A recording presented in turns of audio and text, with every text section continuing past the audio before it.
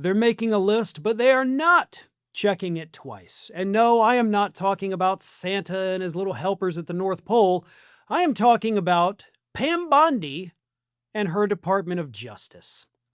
According to a leaked DOJ memo obtained by one of the best investigative journalists out there, Ken Klippenstein, Pam Bondi has directly ordered the DOJ to start assembling a list of what she calls domestic terrorists who express any form of anti-American sentiment.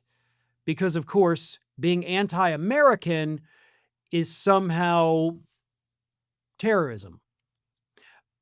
Expressing anti-American sentiment is actually one of the most American things you can do. It is enshrined and protected within our Constitution. That First Amendment allows you to go out there and say the most un-American things you want to say without fear of the government coming in and saying you committed a thought crime.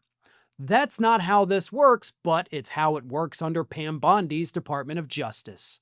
So let me read you this. The memo, again, Ken Klippenstein got this, best there is out there, expands upon National Security Presidential Memorandum 7 NSPM 7, which is a directive signed by President Donald Trump in late September that demanded a national strategy to investigate and disrupt networks, entities, and organizations that foment political violence so that law enforcement can intervene in criminal conspiracies before they result in violent political acts.